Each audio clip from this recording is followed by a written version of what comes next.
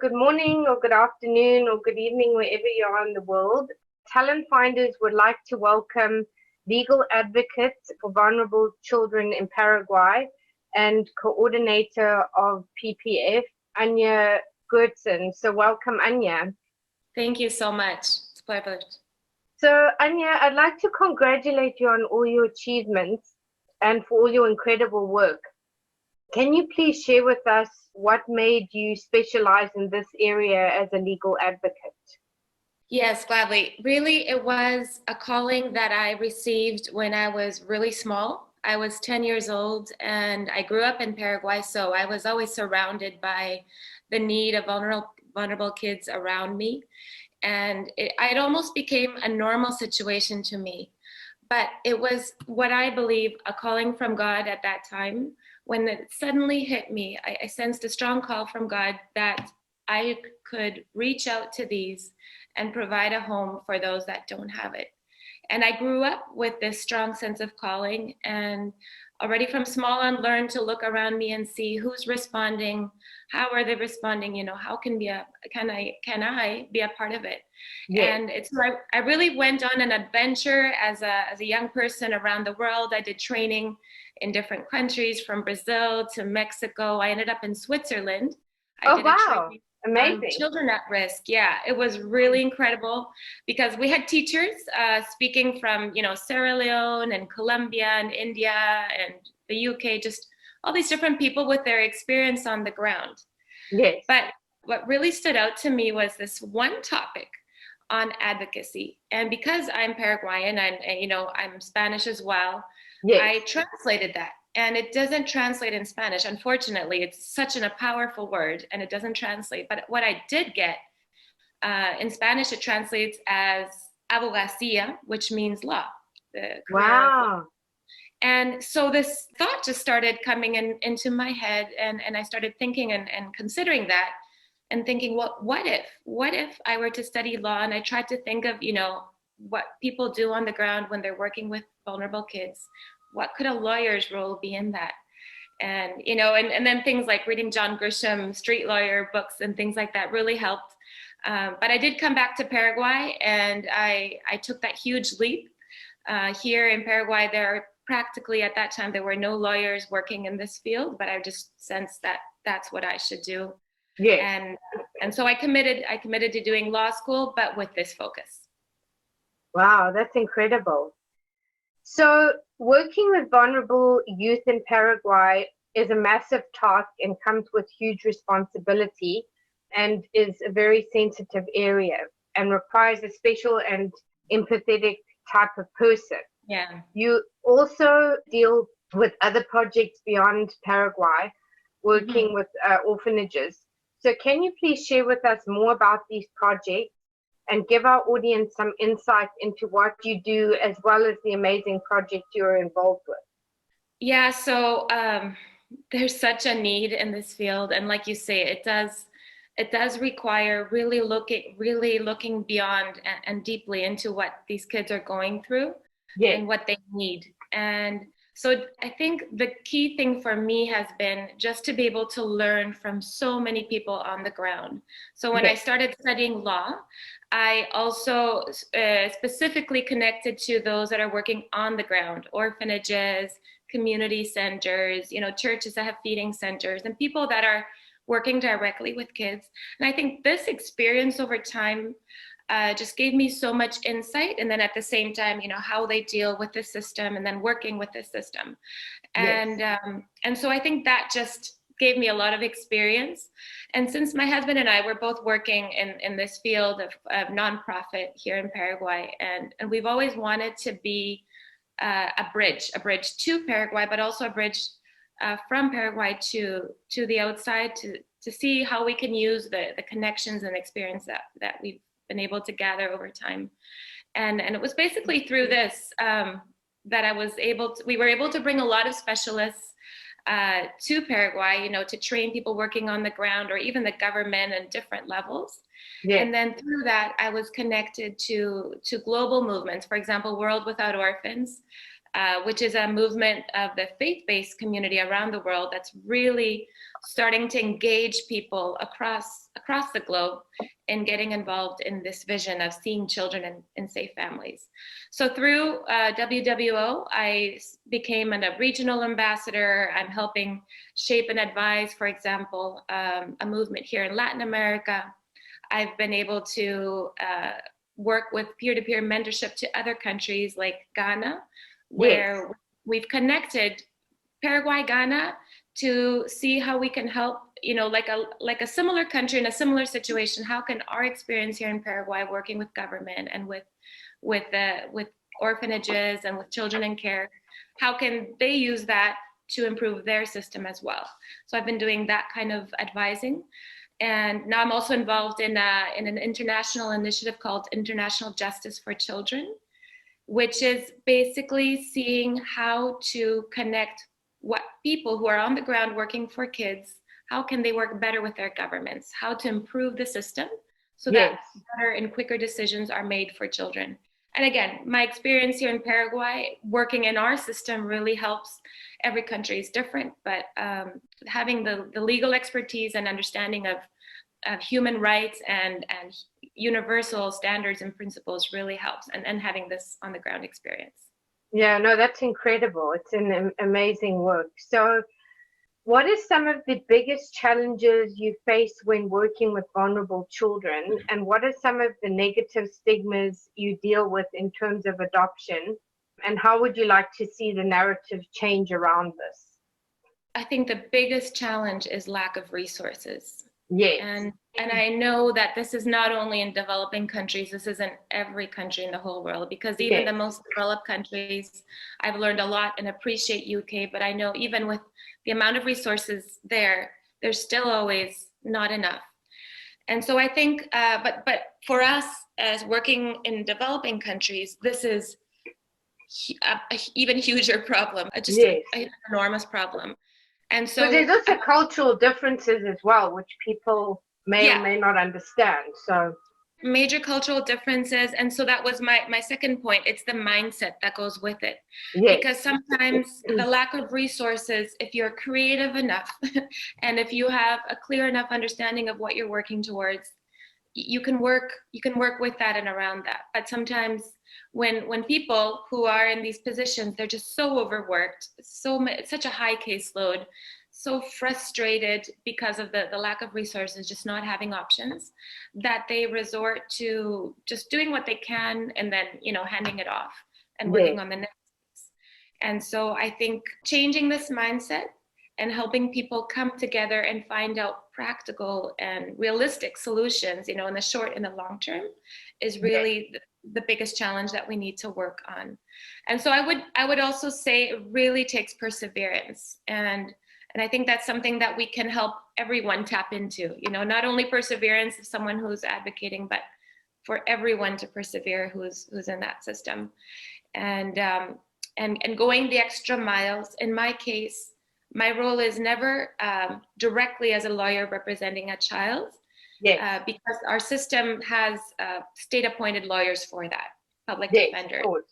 But I can, because they're so overloaded, they normally can't do what they should do. So what I can do is go the extra mile, help make sure that they have what it takes. I can't do their job for them, but I can help them see how it can be done better on a case-by-case basis. And then hopefully that will change even the next case that I'm not directly involved with, because they've already been able to gain that insight. So it's almost sort of pioneering better systems going forward. Exactly. And just knowing how to hear and work together and see the child in a different way that they're maybe accustomed to, just because of the role that they're in. And then you were asking about adoptions, right? About stigma attached. So I think that's a problem, I guess, around the world. I've seen it, every country in Ghana has their own stigmas. And I think the standard stigma tends to be that it's too bureaucratic and too difficult, that government make it impossible. Yes. And as a lawyer, understanding what goes on in a child's case to get to that point, I understand the complexity. And it has to be complex because it's such an ultimatum, right? You take a child's family away from him or her permanently. That's a huge deal. But what I have seen also is that families generally tend to think about adoption as only for babies and a solution for parents who cannot conceive. Yes. And so that's the only way that they can become parents, because then they can adopt a child. But when really adoption is for a child that has lost his or her family, an opportunity for that child to have a new family. Yes, of And course. so we have to change that concept, and that's a slow process. It's a slow culture. Yeah. And in Paraguay also, we're just working a lot on helping people understand not every child needs adoption, but we can be that family that the child needs. Some children just need a temporary caring family while, Yes. he or she is removed from home. Others might need adoption, but those are usually older children or sibling groups, or they might have a health problem or a disability of some sort, and they also need families. And then, we can just work on educating people and changing that mindset. Yeah, absolutely. So, in your profession, you're a lawyer specializing in children's rights with experience in both private and the public sector. So, where did your passion for getting involved in various organizations come from regarding these vulnerable children, as it is obviously a very highly emotional and sensitive environment? So, how do you balance the emotional aspect of this environment and the legal aspect, and what is in the best interest of the children going through this process? So to be really honest with you, I always say I'm actually a social worker at heart. I Yes, find a law to be very dry and boring, and going through 6 years of law school was extremely difficult for me. yes. Um, but, so It's and definitely not for everybody. no, it is not. It is not. And in fact, when I was making my career choice, when I first, asked around, everyone advised me against it. But then I remember one particular university advisor, Mm. when he heard what I was wanting to do, he said, "You're going to have a hard time going through law school, but this is ultimately going to open the most of the doors for you." And it Yes. was absolutely that. And until today, I'm so grateful for his support and for God's leading in this. But when I did embark on going into law school and understanding that I would likely not get the social experience that I would need for this field, because it's focused on law. There's obviously certain subjects on human rights or children's rights that are helpful. Yes. But the real experience I realized I was going to gain on the ground. So I committed myself to working on the ground, alongside going to law school to learn what's actually happening. And Mm. that was, I think, the best decision I could have made. And from there on, it was sort of a transition from one to the other. But working, I was director of Viva Network here in Paraguay for a number of years while I was in law school. Yes. And Viva Network is a network of different organizations, children's homes, community centers, different programs. And so working with them and seeing what the challenges that children and family face, and also what the organizations face when they try to help a child through the system, and just how frustrating that can be, realistically. I think that is what really gave me a lot of insight on how they need a voice. They need Yes. voices to help them through that. And so that just really empowered me in that decision. So as far as what you were saying about balancing the emotional part, Yes. I would say the other confession I have is I would never be able to be a social worker for real, because I realize in practice, because I work alongside social workers all the time, I Yes. realize, just how strong they need to be emotionally to be able to help children overcome what they've gone through and Yes. to really heal. And so I've learned that I'm best placed working closely with the social workers, listening and understanding the stories and what the kids are going through, and then being a voice in the court system and just helping, make that shape the decisions that are being made about children. I'll share an experience. When I worked in government, or even alongside orphanages, and my role is to go to the court offices when we first take in a new case. I go in to review the court file to see what's gone on for that child's in the whole story, right? Because we often don't know until we go and read that court file. It's Yes. still not electronic. Now we're transitioning to electronic. And so I would go in, with just a few sheets of paper because they wouldn't allow me to take the court file out. So I'd have to stand there, people hustling and bustling around me. I'd stand there for a few hours, taking notes, reading through the whole thing. And, sometimes they're files, several inches thick. Yes. And when I would leave the court building, my heart would just be breaking. Yeah. Because I would leave with this, this small little folder with a few sheets of paper with my notes on it. Summarizing just such a story of pain and such a difficult a lifetime of pain. Yeah. And so I realized that my heart needs to break, and until today it still does every time, but that's necessary so that we can really be an effective voice. Yes. So it's just learning how to manage those emotions, obviously, but we do need to be able to understand what they're going through and then help others understand as well and be their voice. That's our role. Yeah, absolutely. So what would you say have been some of your biggest career lessons and learnings throughout your career? I mean, I'm sure you've had multiple, but what really stands out for you? I think one of the main things is to learn to work with the system and to understand it and to help direct it towards the kids' real well-being. And that is the heart of human rights, basically of the law and of the constitution of our countries, of our nations. And yes. I have found my experience that people usually do not understand the laws and the government when they're working on the ground with kids, and they find that the government is against them or just doesn't understand is basically disempowering them. Yes. And that they're impossible. But I think my biggest finding is learning how to join. That this problem is that we're not joining with them and we're not collaborating with the governments to help shift that focus. So I think my understanding is the best thing to do is to really become a friend, to build trust relationships with people across the board, down from those local offices up to the Supreme Court if possible, not to manipulate, but to help gain understanding and trust in what the purpose is of what we're doing. Yes. And that is really it becomes the most effective, because then you join people together around a common vision. And the bureaucracy is really tough. It can be difficult. In Paraguay now we're working on trying to bring together so many different protocols and procedures and trying to bring them into a standardized process so that the process goes much easier. And that's a lot of work, but it can happen when we can, when there's already trust built yes. in government and between sectors. So I think that's my main learning.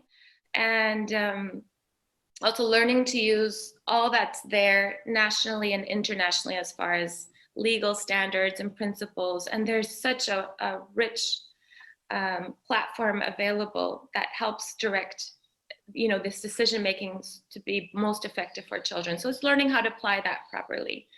And I think the other thing is just to maintain and have vision for change. Yes, absolutely. We have to continue to hope. We can't lose hope, because the day we do, we lose. They lose. And so I really, I personally see how God is working every day in making those changes. Sometimes it seems impossibly slow. Yes. But then there. But it's not always about our timing anyway, right? No, it is not. Exactly, it is not. And I can see how sometimes you just have to, sow seeds, and over time they grow and there's fruit. But you keep going and not lose hope. Absolutely. So there are so many children worldwide in these orphan homes for a multitude of reasons, who are in great need of finding loving homes. So it must be so heartbreaking to see, but also being grateful for such programs to keep these children safe and protected. Yes. Yeah. So I want to talk about the programs you are specifically involved with when a couple or individual wants to adopt, especially if there are international adoptions. So can Mhm. you share with us more about this process, and how do these orphan programs protect children from exploitation and trafficking? Mhm. And what is the integration process for these vulnerable children? Okay. Yeah, so it's like you say, there's many reasons why Mm. a child ends up in care, Yeah. and that's around the world. The unfortunate part is that in many countries, poverty is still one of the main reasons for Yes, kids of to be course. forced into And orphanages. and lack of education. Lack of education, lack of community support, even just basic food. And so parents often think that's the only option they have, and then they'll place children in orphanages. But there's also, a growing reason, at least in Paraguay, it's the main reason, and I know it's the same around the world, is abuse, neglect, or other forms of exploitation, that kids end up removed from their families. Yeah. And so in those cases, we do need, as you said, we do need, safe protection. And because foster care has not yet, it's still very new around the world, has not grown as it should, most depend still today on orphanages, either state run or charity run. And in Paraguay, even though foster care exists formally since over 10 years, Yeah. uh, today 95% still of the kids are in orphanages, and only 5% are able to be cared for in a foster family, in a properly selected and supported foster family. Yes. So when a child is removed from care, as I was saying, there's a whole process, but basically, a well-trained professional team needs to make the assessments to see, can that situation be changed? Can the child go home either to his or her parents or extended family safely? The key is always safely in a Yes. secure placement back home. And if it's not possible, then you consider and advise, in our case, the judge, the decision maker, whether adoption is the best option. And I've had a number of cases where, even though it's heartbreaking, but you have to recommend to the judge for all ties to be broken with the family and for the child to be made available for adoption, because Yes. that's the only way the child can be really restored in a family setting. Yeah, of And course. in most cases, again, around the world, practically all countries except for the US have ratified the Convention of the Rights of the Child, and most are signed on to the Hague Convention. And what does this basically say? It just says that we need to make sure, what I just mentioned, you need to make sure that going home really is not a safe option. And second, the second option is, if adoption is the best, it needs to be a local family. Mm. So in Paraguay, we've not had international adoptions since 1995. Wow. And so that's been a long time, because it used to be the case where children were almost sold into adoption, practically sold. Yeah, which is terrible. With good intentions, Yes. very often, not always, with good intentions, but still that was the case. So today we have reverted that situation, but now we are working to open up to international adoptions, and I know the same is the case around the world. But for which kids? For the kids where we can't find local families. Yes. Because we're a developing country, like I mentioned, there's still a lot of stigmas, and people think it's, only babies, not older children. There's Mm. also not enough support yet. We're working on that for, these other types of adoptions. Yes. So very often there may be families internationally that we don't have nationally. And so for those kids, we're looking to open to international adoptions. This is a case in Paraguay. So we've been, for example, our country, I was part of the Adoptions Council, and we were doing training of our national authorities together with Hague Convention consultants on how to do intercountry agreements, how to basically work up the process to work with other countries that are also signed on to these conventions, and where we could connect families from another country with children that are in care here. What this offers to family internationally is to make sure that, that's a really secure process. The Yes, of child, like you course. said, is being protected. Going back home really was not an option, and what that child really needs is a loving new family. Yeah, absolutely. Sure, it's obviously a very intense process as well. And Yeah. the one question I did have, because like you say, a lot of people just think it's more, newborns or babies. Yes. Yeah. But, let's just say, whether they're being locally or internationally, or these children are being locally or internationally adopted, obviously some of them are pre-teens, even going into Yes. their teens. So, Yeah. I mean, how difficult is that? Because, and I don't want to compare movies because, movies are also fictional. So, I've seen some, movies around adoptions and things like that. But one of the things that I'd be interested in, maybe even the audience would be interested in, is especially when they become, like I say, from maybe 10 onwards, or, Yes. younger. Yeah. How difficult is it? Because obviously teenagers think for themselves, I'm not saying that Yes. they fully adult, but I mean, there must be challenges around those types of situations as well.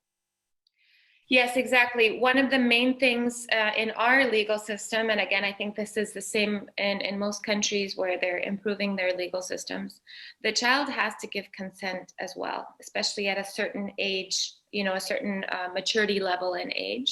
It's Yes. really important for the child to consent. And that's a challenge because in very, very many cases, the adoption may be from a family that the child does not know from beforehand. Yeah, of And course. so the matching process is extremely important, and we're on a learning curve right now in our country on that. Mm. And I think for internationally that'll be more challenging, just because it means having authorities or professionals from one country, Paraguay, working on speaking to the child, hearing his or her opinions and concerns and hopes and dreams, Mm. because usually the children, the kids, they just dream of having a family. Yeah, of Uh, course. but obviously they'll have their concerns as well. And so the team here will have to get all that information together and be able to lay that out clearly, pass that on to another country where the professional team out there needs to find, appropriate family and Mm. then build that connection. The matching process, in my experience, when it's here locally, it's one of the probably the most challenging, and really depends on every child. It will vary completely from one child Yes. to the other. And so there's a delicate process where they start getting to know the child, start having visits, spending more and more time together. And that phase is extremely important Mm. for the professional team. And in our case, it would be the professional team in Paraguay here that would oversee it, see how it's going, hear the child, hear the family, and then finally make recommendations to the judge to say, okay, now he or she is ready. And if it's kids that are over 10, for example, as you said, they will have to give their consent, so they Yeah. will really need to work with the child and see if he or she understands it. I had a case, it wasn't directly international adoptions, but it was a family that permanent residents here in Paraguay, but with a high possibility that they would leave the country. And they were in process of adopting a child who really wanted to be with them, but then she had just reached her adolescence. Maybe she had her first crush. We're not quite sure what exactly happened, but for whatever reason, she suddenly wasn't ready to take that step. Oh, And, okay. these are very special scenarios, and you just have to work really closely with the kids in this process. Yeah, What we, absolutely. what we do encourage is, to look to be as creative as possible when we look to families, and just how to build those connections with the kids is extremely delicate process, but we hope to learn from many countries, and I think sharing, cross-country sharing is so valuable in this. Absolutely. So you've worked within many government departments and organizations and had a diverse career. So was this a natural transition, or was this to get deeper in depth to help you understand the system and processes? And do you believe that this gave you more of an advantage and opened doors to be more impactful? Yeah, yes, I've had a very colorful experience, and definitely was natural. It was a natural transition. As I mentioned, it was from small on, and maybe curiosity and interest was one of the main factors that just led me to different experiences. But I also believe it was really God led. It's been a journey of faith, and I think I know there's been times that have been extremely difficult, where I was faced being a professional lawyer with Yes. not having a job, not having an income, being recently married at that time, and just not knowing what to do. And yet my deep sense, and that was that my calling was to be an advocate for the vulnerable. Yes. And if I would start doing other things, then I would lose that. And I think I really would have. So I stuck to that. And then opportunities just suddenly would come up. For example, I was asked to work in government here in Paraguay in the offices for alternative care and then for adoptions. Or I won a position. It was basically that one spot available in the Inter-American Commission on Human Rights in Washington, D.C. And thankfully, my husband joined me in our journey of faith, and we transitioned there, and I gained so much experience there. And then coming back, it was maybe very purposeful on my behalf to say, okay, I think my role is to be a bridge. I could have, continued as an international consultant and, at least have an income, but I felt like my role was to stand in the gap between what the law says and what the reality says. And normally there's no income for people like that. And so we're able to be personally supported by people who believe in what we do, and they support us to do that. And so I was able to work alongside orphanages and just stand in the gap.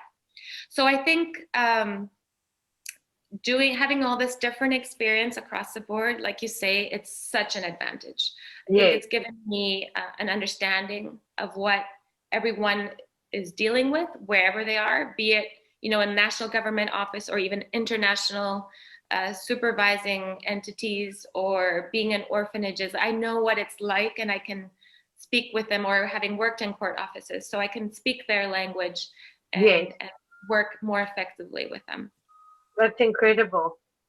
So in terms of adoption, do you see an increase, and what would you say statistically the adoption ratio is? And is it on the increase or the decrease? And what happens to children who do not find homes or grow up, and what systems are set up for young adults to become independent should they not find homes? It's good questions. I would like to say I see an increase, but like I said, sometimes there's a lot of seed planting and it takes time to see the fruit. So the numbers are not showing it quite yet.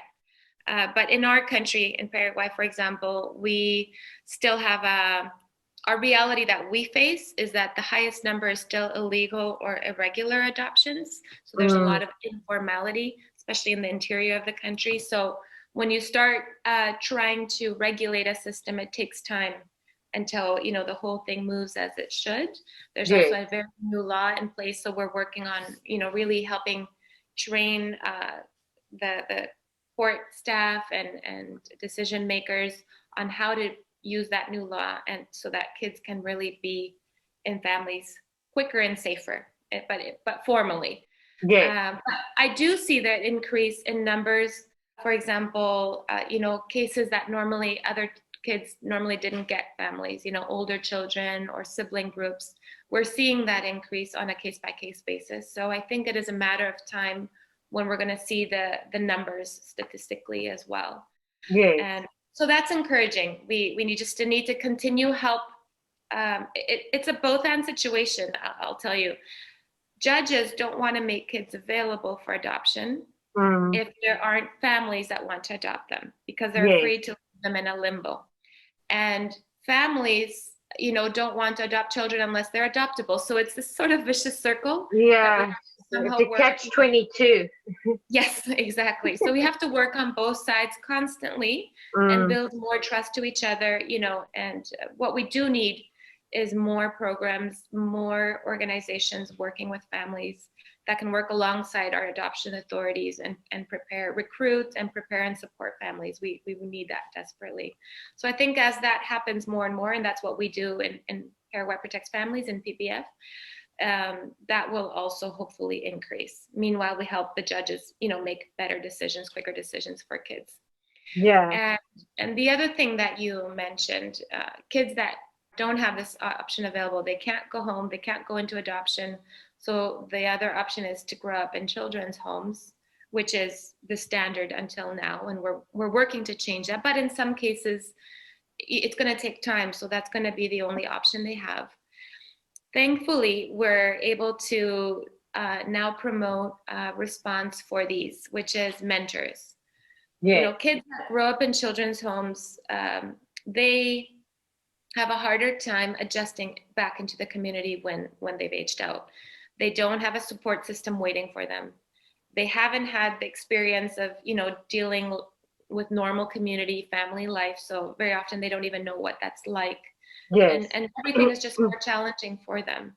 And so if they don't receive support, very often they end up in the very same system, and then their kids end up going back into the orphanage. It happens continuously. Yeah, So because what it's a cycle that they only know. So exactly. And because it's just really, it's tough. It's a tough world out there.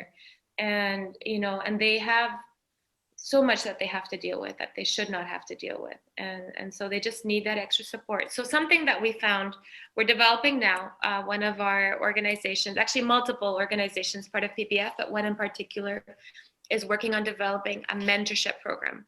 So okay. basically you recruit individuals, young people or families that are interested in being a support to kids that are in an orphanage or in care, and just being, you know, being there for them, being a friend, being a support. Maybe they visit them on the weekends or the holidays. And when they age out, they can be their emotional, maybe financial as well, but more than anything, just sort of a stable support to them as they transition into finding their own job, making those first decisions, going to school, you know, making that transition into adult life. And Yes.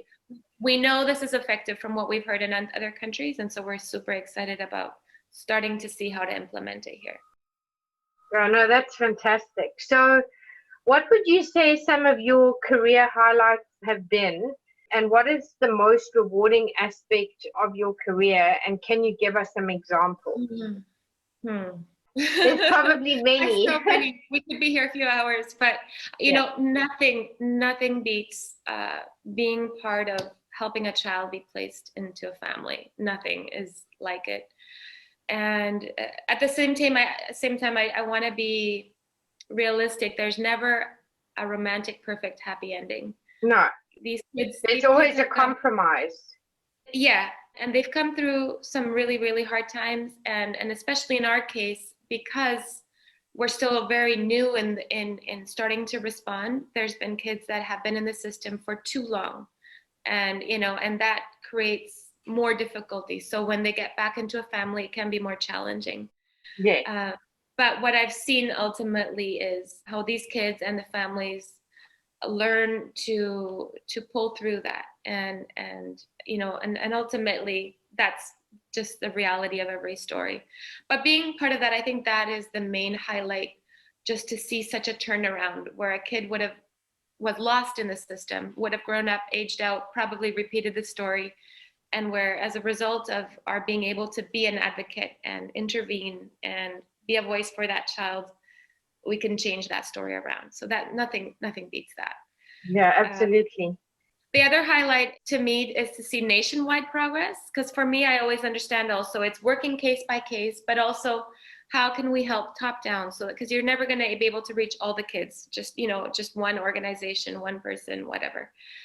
So how can we help, you know, use those cases to shape nationwide how the system is? And so we recently were able to help conduct a cross-government review, which now is actually being recognized globally for being very innovative in the way it brought all the stakeholders together to analyze the situation, the system in our country, and make a plan in the immediate, short, and long term on how to improve it. COVID happened, so right now it's a little, Yeah, it's a little slow. tricky. It's a little tricky, but still, I think the seeds were planted there. That was in end of 2019, so I definitely would say that's a huge highlight.